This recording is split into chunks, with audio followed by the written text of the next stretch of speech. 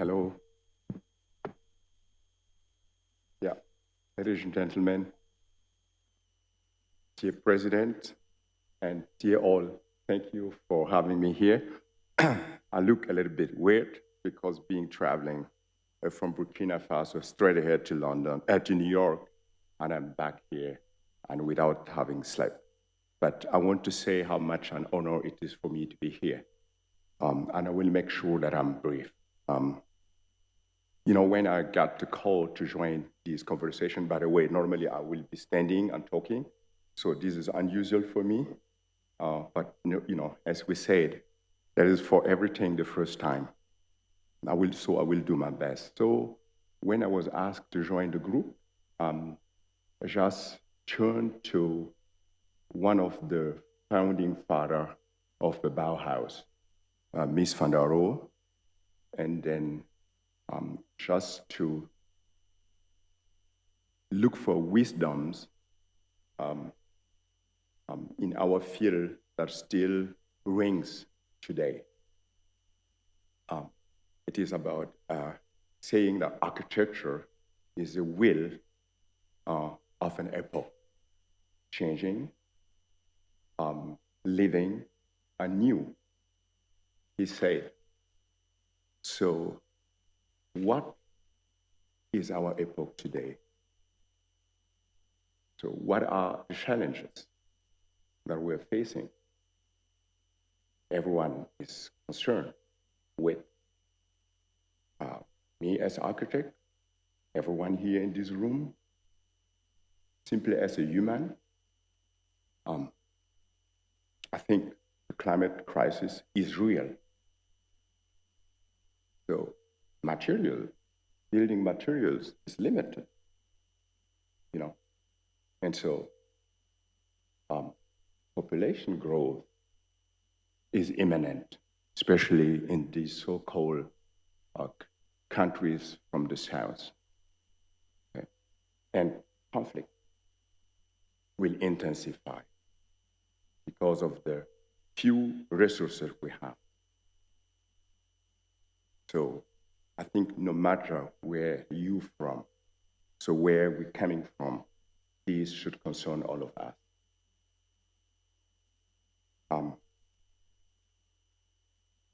35 years ago, I left my village in Burkina Faso in the middle of the Sahara with a scholarship on my back. I came to Germany, and for me, it was a country where honey and milk was flowing, So, but for me, so what was great is education was free. And if you could work, you get paid. Sorry to say that, but it was like paradise for me. So what do you do with this paradise? I went back to school, working during the day, and I did my scholarship, my high school degree to go to university. And I started to learn, but to work. 2 years later, I started to build. Can we have some slides, please? Should I print? Okay. 2 years ago, I stopped studying because I had the feeling that I have learned a lot in compared to the people of my home. I wanted to go back and really work. And this is what I did. I built a school, primary school with teacher housing. And, to do this as a student, you have no money. But how to do it? I created a foundation. It's not a foundation. I pushed my colleague at school to spend less coffee on smoking and cigarette or coffee, but to support what I was doing. So I raised money. I went back home, telling to my people, I'm going to build a school with you guys together. And there was no school in the village in my time, and everyone was overexcited. But then I said, we're going to use clay to do it. No, we don't want to have clay. We want to have buildings like in the West. So you're coming from Germany, you studied in Germany, where they build the best cars and great buildings, and you want us to stack with clay? That's not working. It costs a lot of energy, but I happened to convince everyone getting everyone participate, and we build a school. So using knowledge that is abundant in my culture, like women making a clay floor. Why is that important? It helps save money. We don't have for concrete, and clay is on the side. And then you are raising a sort of pride, creating an identity. And so on. This is the building. I get the young guys to say, we have no wood, but we have rebars. Let's use rebars to make a roof. And so we did it. And the school is 22 years old. It has no need for maintenance. It's still there, inspiring everyone, exciting for the kids. So it doesn't take long. We need to build extensions. And the same method, we did it. And then certain time we needed a library. Don't think it's like a library in Rome, in Berlin, in New York, or London. It's just a place to store books so that the kids could just read. What we did is just to put opening for ventilation and for light to enter. And so that we do, and just creating, and while still being student in Germany. So it doesn't take long. People ask me to help them do their project. Here, an example. We call it gymnasium. So I hope that you don't get shocked, but this is the way I build, trying to convince people, even women in the construction site, like sanding the wood. If you see this, you know how you can empower people, how you can make people become important. And young people sitting in the construction site, the wood that left over is used to make furniture. And I'm proud to tell you, Philadelphia Museum of Art, one of my chairs is in the museum, built in Gando, in the construction site. And last year, it went in Munich, in the Design Museum, where I'm also teaching in a tomb. And so that is how I build with the population, creating structure that provide comfort for young people. And so every little corner of the building is used. Kids doesn't go home during the day. There is no bus, nothing else. And so it's not about a building. This picture may be a picture for art. You could use this pot the way you want. The way I use it this way. Planting trees for an old man in Burkina Faso, in the rural zone, is a challenge. You gotta dig a hole, and you're gonna spend a lot of energy. And why you do this? To plant a tree that you will not see it. So people don't plant. What I'm doing is always to try to use ideas, like using this pot, collect water, and create a sort of, dropping technology. You fill the pot with water, and then plants grow. You could see the site, how it looks like. So this is the way we do. This is the kitchen, a canteen. The kids will sit. Alongside the trees, I will put a bench. As the tree grows, kids get shadow, and then you have a greenery, you have an oasis. This is what I'm doing. And so it doesn't take long. The same client says, okay, now we have the best student in Burkina, so we need a copy of MIT. I said, well, okay, we're gonna do it. I'm gonna use mud, but in a different way. No more bricks.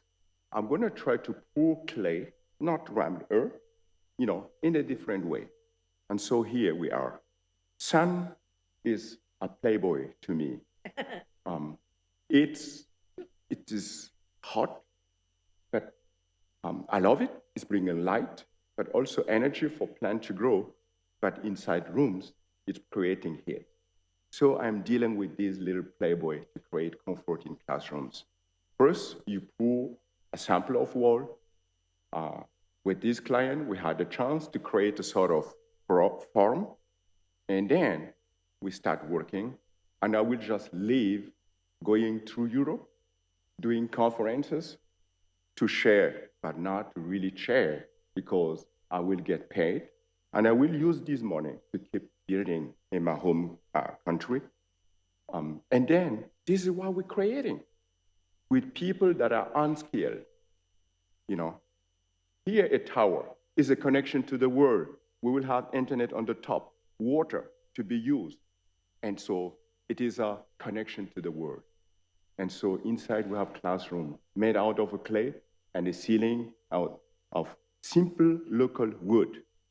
And so if I'm looking back to what I'm doing, it looks like I'm bringing light to a place where there is not more opportunity. And I feel how proud people are. And so the example of Burkina started to grow toward interior Africa. Here an example, Turkana is a place far from urban settlement. And so I was asked to create a school. Here, a university. Here, you don't need a high school degree. So the partner that I work with wanted to give refugees a laptop. And friends from him, from Germany, Australia, and the US, will teach them how to design, being far from every urban settlement. And so we did it. I look at, there was a termite hill with this kind of tower. I went to study. Okay, it is very hot in Turkana. I think the average temperature can reach 50 degrees Celsius, not Fahrenheit. Okay, very hot. So how these termites were able to survive there, those are things that are interesting to me. And this is important to do in the place where you have no resources to waste on energy. So first for the building, we use the locally available rock. We put the plaster to protect it against overheating. And this is what we did. We have classrooms where you have refugees sitting there and earning money and contributing to their family, but also to the world wealth, because they will not come to Europe. And this is important to say. Here, inauguration, Partha is blessing the building. And so let me jump to the US. Even in the rich world, it is important to be aware about the problem, the challenges we're facing. I think we agree in this room, it is not because you are rich that you should waste energy. You have to look for alternative. And so here an example, Montana, US, very rich. I'm coming from Gando. A client saw an exhibition of my work and wanted to have a little installation. And I saw so many wood, and I was impressed. And he wanted to have a pavilion. And I said, I will use this wood to do it. And that's what we did.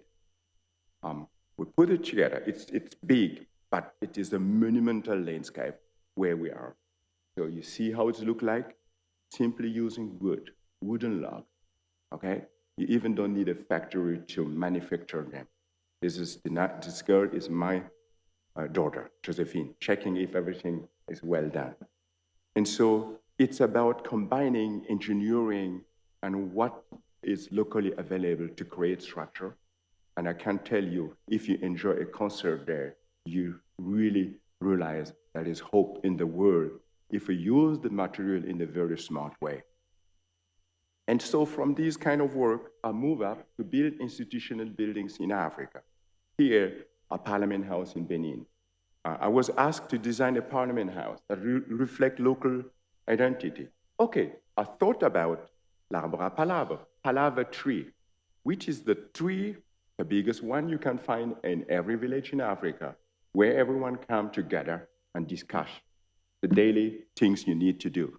And so I told these people, we don't want to build a White House or a parliament house from Paris. We don't want to replicate it, neither the Reichstag in Germany. It is too costly and we don't understand it. So let's build an arbor à palabre. And I was thinking they're gonna kick me out. No, I presented this and they accepted it. And we did it. It's a giant tree within a botanic garden that we created. It's really giant, a courtyard, with a private garden that provide cooling, intimacy for the user, really to meet, refresh, discuss about the future of the country. And it mimics a tree trunk, and is under construction right now. So I jump up very quick. Here is the pavilion, Serpentine Pavilion. What you see is two materials. If you add the basement, it is three. It is wood, thin metal structure, and it's finished.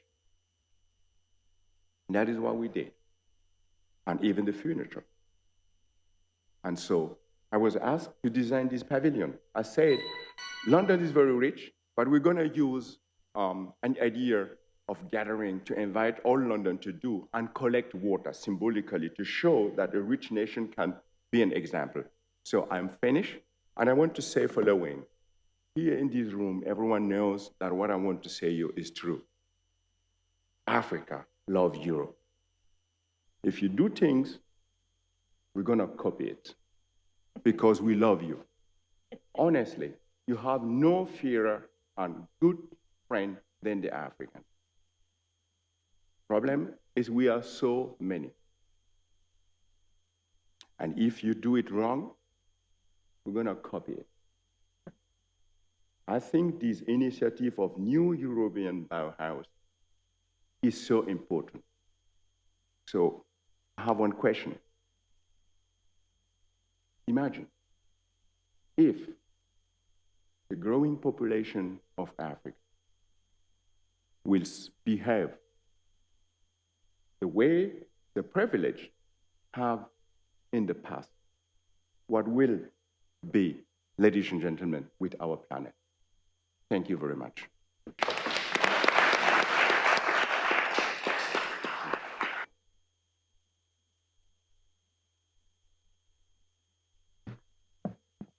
Mr. Kéré, the creativity which you have brought into this room is breathtaking.